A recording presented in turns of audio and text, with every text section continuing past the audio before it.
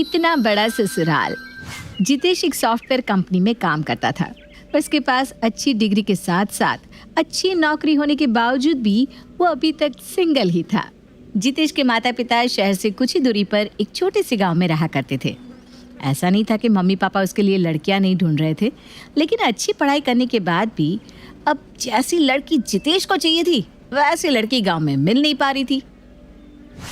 अरे भाई, इतनी अच्छी पर्सनालिटी है तेरी, सैलरी भी ठीक ठाक है, फिर आज तक सिंगल रहने का कारण क्या है? भाई मम्मी पापा ट्राई कर रहे हैं कि कोई अच्छी लड़की मिल जाए तो मेरी शादी करा दो। देख भाई, शादी करने के लिए तू आज तक मम्मी पापा के ऊपर निर्भर है, इसीलिए 30 साल की उम्र में भी सिंगल है। अरे भाई, इतने डेटिंग ऐप है तो खुद कोई कंफर्टेबल सा मैच देखकर बात आगे बढ़ा लेना। अरे नहीं यार, पता नहीं कैसे कैसे लोग आते होंगे इस तरह के ऐप पर, मुझे यकीन नहीं इन सब पर। मम्मी पापा ही ठीक है शादी और रिश्ते के लिए। तो देख, कौन सी सदी से उठकर आया है भाई तू? मैंने टिंडर से ही डेट किया था तेरी भाभी को। हो तुझे ऐसी वैसी लगती है क्या? भाई, अपने पसंद की लड़की जिससे आपके विचार मिलते हो उसे ढूंढकर शादी करना कोई गलत काम नहीं है, और ये बहुत अच्छा और आसान तरीका है। आप किसी लड़की से मिलो, खुलकर उसे सारी बात बताओ, आप रिश्ते से क्या चाहते हो, क्या पसंद है और क्या नापसंद है। अगर आपको लगे कि हाँ भाई मैं इस लड़की के साथ अपनी ज़िंदगी गुजर कर सकता हूँ तो ठीक है, नहीं तो किसी और से बात करो। जबकि मम्मी पापा जो रिश्ता लाएंगे तो खुलकर अपने मन की बात उससे नहीं कर पाएगा, और सारी ज़िंदगी तुझे बस एडजस्टमेंट ही करने पड़ेंगे। देख, ज़्यादा सोच मत, मैं तेरा रजिस्ट्रेशन करा देता हूँ। करण जितेश का टिंडर पर अकाउंट खोल देता है। कुछ ही दिनों में शालिनी नाम की एक लड़की के साथ उसकी दोस्ती हो जाती है। चैटिंग से शुरू हुई उनकी बातें कब फ़ोन कॉल और फ़ोन कॉल से मुलाकातों में बदल गई, उन्हें खुद भी एहसास नहीं हुआ। देखो जितेश, मैं चंडीगढ़ में जॉब कर रही हूँ और शादी के बाद भी मेरा नौकरी छोड़ने का कोई विचार नहीं है। मैं सारी बातें क्लियर करना चाहती हूँ। मैं शुरू से ही एक न्यूक्लियर फैमिली में रही हूँ। हमारे घर में ना बड़ा शांत माहौल रहा, ना कोई लड़ाई झगड़ा, ना तू तू मैं भी यही चाहती हूँ कि शादी के बाद मैं भी न्यूक्लियर फैमिली में ही रहूँ। एक्चुअली जॉइंट फैमिली का प्रेशर और टेंशन मैं झेल नहीं पाऊँगी। तुम चाहो मुझे सही समझो या गलत, लेकिन मैंने तुम्हें साफ साफ बता दिया है, शादी के बाद मैं नहीं चाहती किसी भी वजह से कोई मिसअंडरस्टैंडिंग हो। एक्चुअली इस मामले में मेरी भी यही राय है जो तुम्हारी है। मुझे भी गांव छोड़े 10 साल हो गए हैं। अब वहाँ जाकर एडजस्ट करने के बारे में सोचना मेरे लिए भी डिफ़िकल्ट है। मैं तो हमेशा से एक वर्किंग वाइफ चाहता था ताकि दोनों अपने अपने काम में बिजी रहे और झगड़ने का मौका ही ना मिले। मुझे भी हाउस वाइफ ना बिल्कुल पसंद नहीं है। मुझे लगता है कि हमारी अच्छी जमेगी। सारी बातें क्लियर करने के बाद जितेश और शालिनी अपने अपने घर में बात करते हैं। बड़ों की रजामंदी के साथ जल्दी उन दोनों की शादी हो जाती है और शादी के बाद दोनों शहर में 2 BHK फ्लैट लेकर उसमें रहने लगते हैं। शादी के बाद जितेश, बहुत गर्मी पड़ रही है, AC ले लेते और घर के लिए थोड़ा फर्नीचर भी ले लेते। अब हमारी शादी हो गई है, कोई भी आता है तो ऐसा खाली खाली घर अच्छा नहीं लगता। ऐसे ही एक के बाद एक घर में सामान आने लगते हैं, कभी फ्रिज तो कभी टीवी, कभी माइक्रोवेव तो कभी गीज़र, जिससे उनका पूरा का पूरा बजट हिल जाता है। शालिनी, मैंने जितना सोचा था ना, शादी के बाद उससे कई गुना ज़्यादा खर्च हो चुका है। अब मुझे समझ में आया कि एक घर बसाने में कितनी मेहनत और रुपया खर्च होता है। मेरी तो सारी सेविंग खर्च हो गई। समझ में नहीं आ रहा कैसे सब कुछ मैनेज होगा। बिल्कुल ठीक कह रहे हो तुम जितेश। हर महीने बिजली का बिल और मकान का किराया, मेड की सैलरी निकालने के बाद हाथ में कुछ बचता ही नहीं। किसी तरह बस घर का राशन आ रहा है। इसके अलावा हम कोई भी खर्च अफोर्ड करने की कंडीशन में ही नहीं है। लेकिन ऐसे कैसे चल पाएगा जितेश? क्या करें, मकान चेंज कर दे क्या? कहीं पर कम रेंट वाला मकान ढूंढ ले। पहले ही मेरा ऑफिस हमारे घर से इतना दूर है कि ऑफिस से आने जाने में ही मेरी सैलरी का एक हिस्सा ट्रांसपोर्ट में खर्च हो जाता है। अब अगर हमें सस्ता मकान चाहिए तो और इंटीरियर में जाना होगा, मतलब मुझे ऑफिस पहुंचने में ही 2-2.5 घंटे लग जाएंगे। मैं सोच रहा हूँ अगर हमें फ्लैट का किराया ना देना पड़ता तो कितना अच्छा होता। हमारी अच्छी खासी सेविंग हो जाती, क्योंकि 30,000 तो हमें सिर्फ मकान का किराया देने में ही खर्च करने पड़ रहे हैं। लेकिन ऐसा होगा कैसे?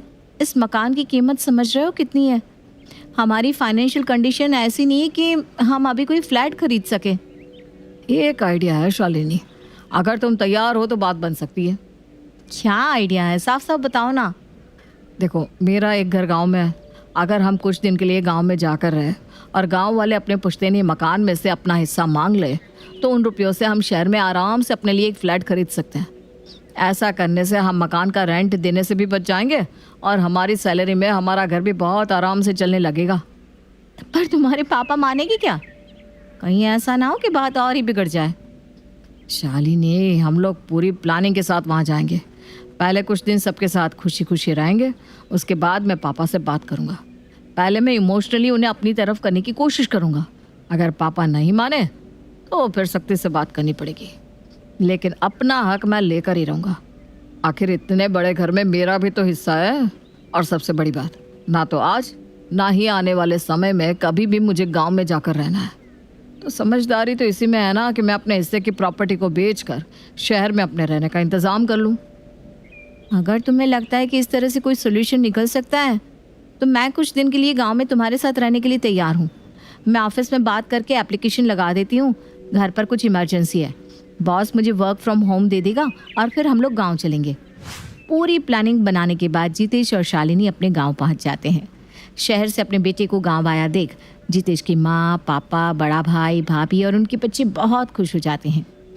अरे बेटा, पहले बता देता कि तुम दोनों आने वाले हो तो मैं तुम्हारे लिए कमरे की साफ सफाई करके तैयार करवा देती।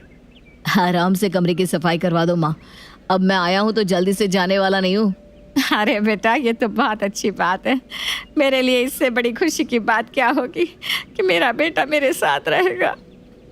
कमरे में जाने के बाद, जितेश, मैं पूरा दिन वर्क फ्रॉम होम करूंगी तो यहाँ घर के काम को लेकर चिक तो नहीं होगी ना? मैंने तुम्हें पहले ही बताया था मुझे इस तरह के माहौल में रहने की आदत नहीं है। अरे कुछ दिन की बात है, अगर कोई कुछ भूलेगा भी तो झेल लेना। हमें कौन सा यहाँ हमेशा के लिए रहना है। वो भी है।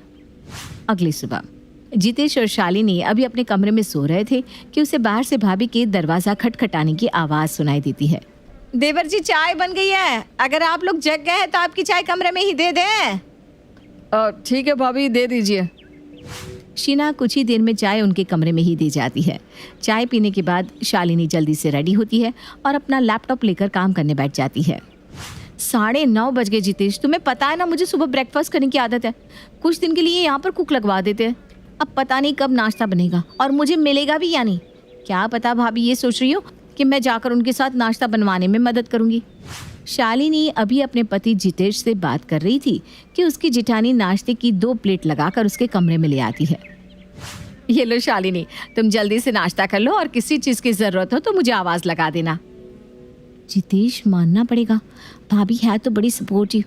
हम 2 लोगों का काम बढ़ गया है लेकिन भाभी के चेहरे पर ज़रा सी भी शिकन नहीं दिखाई देती। शाम के समय जब शीना चाय लेकर उनके कमरे में आती है, भाभी आई एम रियली सॉरी, आपको सारा काम अकेले ही करना पड़ रहा है, लेकिन मुझे ना ऑफिस का काम करना पड़ता है, इसलिए मैं आपकी काम में मदद नहीं कर पा रही हूँ। अरे नहीं पगली, तुझे किसने कहा मुझे काम करने में कोई दिक्कत है? अरे काम तो मैं रोज़ ही करती हूँ और तुम लोग कुछ दिन के लिए आए हो, बस खुशी खुशी हमारे साथ रहो। इससे ज़्यादा मुझे और कुछ नहीं चाहिए। भाभी कुछ दिन की बात नहीं है, दरअसल हमारा 2 महीने रुकने का प्लान है। मतलब अगर आपको कोई दिक्कत हो रही हो तो आप किसी को घर के कामों में मदद करने के लिए रख लीजिए ना। अरे बाबा, ये काम वाम की चिंता तुम मुझ पर छोड़ दो, तुम बस अपने ऑफिस पर ध्यान दो, घर में संभाल लूँगी। कुछ दिन बीतने के बाद, अरे बेटा शालिनी, देख मुझे पता है कि तुम्हें साड़ियाँ पहनने की आदत नहीं है, तो क्यों दिन भर साड़ी में लिपटी रहती हो? हैं, तुम्हें दिक्कत होती होगी ना बेटा? वो मम्मी जी, मैं बस थोड़े गांव के माहौल को देखते हुए साड़ियाँ पहन रही थी। अरे बेटा, गांव वालों का क्या है, गांव वालों के हिसाब से थोड़ी ना हमारा घर चलेगा। तुम बाहर निकलते हो, नौकरी करते हो, हम सब समझते हैं, कोई दिक्कत नहीं बेटा। तुम जैसे कपड़े शहर में पहनती थी ना, वैसे ही यहाँ भी पहन सकती हो, बस कपड़े थोड़े सभ्य होने चाहिए। इसके अलावा हमें तुम्हारे पहनावे से कोई दिक्कत ना है। सासू माँ की बात सुनकर शालिनी बहुत हैरान थी।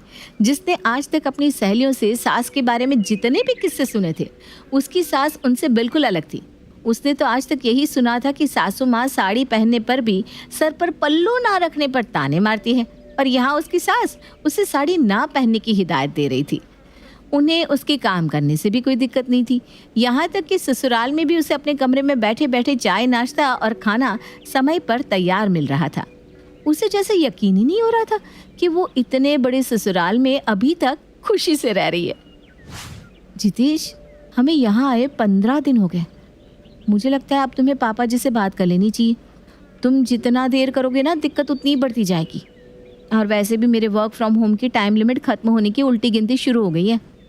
देखो मैं पहले से बहुत परेशान हूँ, प्लीज़ ये बार बार एक ही बात कहकर मेरे ऊपर प्रेशर बनाना बंद कर दो। मुझे अच्छी तरह याद है कि हम यहाँ क्या करने के लिए आए थे, मैं भूला नहीं हूँ। लेकिन घर का माहौल तो देखो, सब लोग हमारे आने से कितने खुश हैं। मम्मी पापा तो इतने खुश है कि जैसे उन्हें पता ही नहीं कि क्या मिल गया। और इस माहौल में मैं अचानक से जाकर मकान बेचने की बात कर दूँ। कहीं ऐसा तो नहीं ना जितेश कि तुम्हारे इरादे बदल गए हैं? देखो मैं साफ साफ बता रही हूँ, इतने बड़े ससुराल में मैं जीवन भर एडजस्ट नहीं कर पाऊंगी। जितेश और शालिनी की बातचीत अब एक बहस का रूप लेने लगी थी और शायद उनके कमरे से कुछ आवाज़ बाहर भी जा रही थी। झगड़ा खत्म होने के बाद जितेश और शालिनी मुंह फेर कर सो जाते हैं और एक दूसरे से बातचीत बंद कर देते हैं। अगले दिन, क्या बात है शालिनी, किसी बात पर झगड़ा हो गया था क्या तुम दोनों का कल रात को? वो कुछ नहीं भाभी, थोड़ा सा पर्सनल बात थी। मैं समझती हूँ शालिनी की बात कुछ पर्सनल ही रही होगी, लेकिन इस तरह से बातचीत बंद कर देना तो सही नहीं है ना। और पति पत्नी के बीच में तो अहम और नाराज़गी की कोई जगह होती ही नहीं है। चलो जल्दी से एक दूसरे को सॉरी बोलो और झगड़ा ख़त्म करो। भाभी के कहने पर जितेश और शालिनी एक दूसरे को सॉरी बोल देते हैं, जिससे उनके बीच का मनमुटाव खत्म हो जाता है।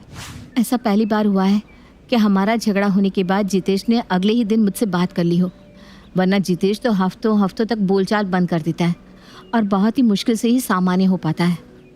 अगले दिन, पापा मुझे आपसे कुछ ज़रूरी बात करनी थी। हम लोग जब से गांव आए ना, काम का काफ़ी नुकसान हो रहा है। शालिनी को तो वर्क फ्रॉम होम मिल जाता है, लेकिन मुझे तो छुट्टी करके ही यहाँ आना पड़ा है। पापा शहर में किराए के मकान में रहना हमारे लिए बहुत मुश्किल हो रहा है। 30,000 रुपया महीना किराया देने में हमारी कमर टूट जाती है। आप लोग तो यहाँ पर सुकून से रह रहे हैं, लेकिन मेरी ज़िंदगी में कोई सुकून नहीं है। आप तो जानती हैं गांव से मेरा अब कोई मतलब भी नहीं रहा, तो आप मेरे हिस्से की प्रॉपर्टी बेचकर मुझे पैसा दे दीजिए। क्या मकान बेच दो? पापा इस घर में मेरा भी तो बराबर का अधिकार है ना। भैया तो अपने बच्चों के साथ आराम से अपने पूरे अधिकार से घर में रह रहा है, लेकिन मैं तो कभी यहाँ आकर रहता नहीं। मैंने कोई गलत बात तो नहीं की, मैं बस यही चाहता हूँ कि ऊपर वाला फ्लोर बेचकर आप पैसा मुझे दे दें।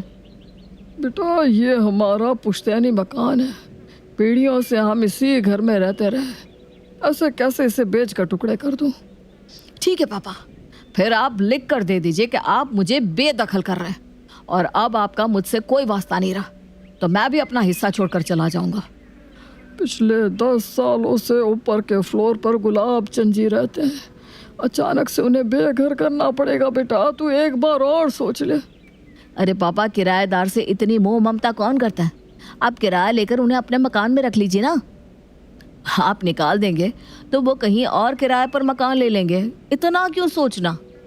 ठीक है बेटा, मैं डीलर से बात करता हूँ, अगर कोई ग्राहक मिले तो उसे ऊपर का फ्लोर बेच देंगे। पापा के मकान बेचने के लिए तैयार होते ही जितेश खुशी से फूला नहीं समा रहा था। शालिनी, मैंने पापा से बात कर ली है, उन्होंने कहा है जैसे ही कोई खरीदार मिलता है वो मकान बेच देंगे। पैसा हमारे हाथ में आते ही हम भी यहाँ से निकल जाएंगे। ठीक है जितेश। अच्छा भाभी पूछ रही थी शाम को खाने में क्या खाओगे, उन्हें बता देना। अरे वो अपनी मर्जी से बना लेंगी जो उन्हें बनाना होगा। मैं क्या बोल रहा हूँ, तुम क्या जवाब दे रही हो? अरे वो इतना कंसर्न शो कर रही है तो तुम अपनी पसंद नहीं बता सकते? देख रहा हूँ, जब से तुम यहाँ आई हो बड़ा चेहरा खिला खिला रहता है तुम्हारा। देखो जितेश, 8 घंटे काम करने के बाद जब मैं घर आती थी ना, तो तुम हमेशा मुझे लैपटॉप में नज़र गड़ाए कुछ काम करते हुए नज़र आते थे। मैं चाहे कितना भी तुमसे कहूँ कि मेरे साथ समय बिताओ, मुझसे बातें करो, लेकिन तुम्हारे पास मेरे लिए कभी समय ही नहीं होता था। मैं जब से यहाँ आई हूँ, भाभी के रूप में मुझे एक सहेली मिल गई है। शाम को ऑफिस ख़त्म होने के बाद मैं भाभी के साथ बैठकर ढेर सारे गप्पे लगाती हूँ, जिससे मेरी ऑफिस की सारी थकान और स्ट्रेस दूर हो जाता है। अगर तुम्हारे और मेरे बीच में किसी बात को लेकर गर्मा गर्मी या बहस हो भी जाती है ना जितेश, तो माँ जी और भाभी के साथ समय बिताने पर मेरा मन हल्का हो जाता है और मैं हमारे बीच की कड़वाहट को भूल जाती हूँ। इसीलिए आजकल मेरा मूड अच्छा रहता है। शालिनी का जवाब सुनकर जितेश थोड़ा हैरान था। 2-3 दिन के बाद पापा जितेश के पास आते हैं। बेटा जितेश, प्रॉपर्टी डीलर से बात हो गई है। एक पार्टी है जो हमारा घर खरीदने के लिए तैयार हो गई है। तेरा हिस्सा है, इसीलिए तू देख ले बेटा कितने में बेचना है और कैसे सौदा करना है। शालिनी, हम जिस वजह से यहाँ आए थे ना, आज हमारा मतलब हल हो गया। लेकिन पता नहीं क्यों मुझे कुछ अजीब सा महसूस हो रहा है, जैसे कुछ छूट रहा है मेरे हाथ से। जिन पैसों के लिए हमने इतना सब प्लान किया, आज जब पैसे हाथ में आने का समय आया है तो मुझे खुशी महसूस नहीं हो रही।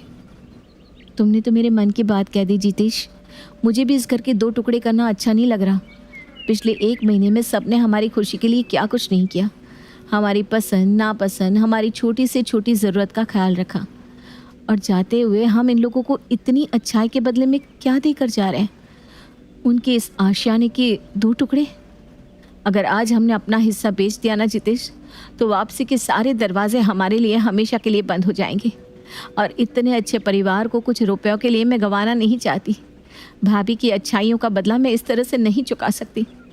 बल्कि सच बताऊं तो मेरा यहाँ से वापस जाने को दिल ही नहीं कर रहा। मैंने सोचा था इतने बड़े ससुराल में रहना बहुत तकलीफदेह और कठिन होगा, लेकिन सच बताऊं तो मैं जब से यहाँ आई हूँ मुझे कभी किसी भी बात की दिक्कत ही महसूस नहीं हुई। भाभी के साथ रहकर मैंने बहुत से काम सीखे हैं। जिन कामों के लिए पहले मुझे नौकरों पर निर्भर रहना पड़ता था, वो काम मैं खुद अपने हाथ से बड़े आराम से कर सकती हूँ। मुझे पैसा नहीं चाहिए जितेश। हमें अपने खर्चों को अपनी आमदनी के हिसाब से व्यवस्थित करना होगा।